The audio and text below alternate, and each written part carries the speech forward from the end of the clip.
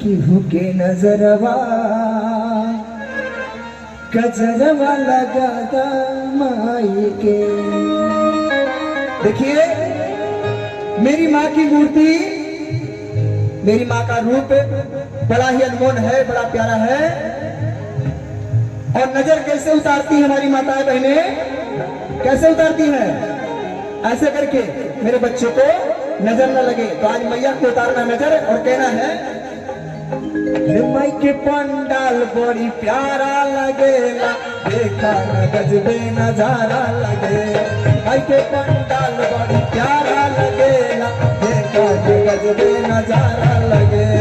रूपवा सुहावन लगे मन भावन, रूपवा सुहावन लगे मन भावन। पर छीला दिया जराई के लगे ना, लगे ना, लगे ना केहू के नजरवा गजरवा लगे।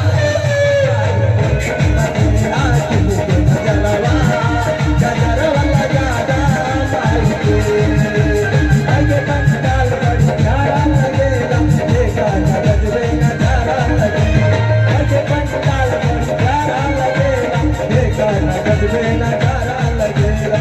रूपा सुहावन लगे मन भावन, रूपा सुहावन लगे मन भावन। छीला दिया जराई के लगे ना, लगे ना। कैसे नजर उतारना है, कहना है लगे ना केहू के नजरवा गजरवा लगादा माई के। लगे ना केहू के नजरवा गजरवा लगादा माई के।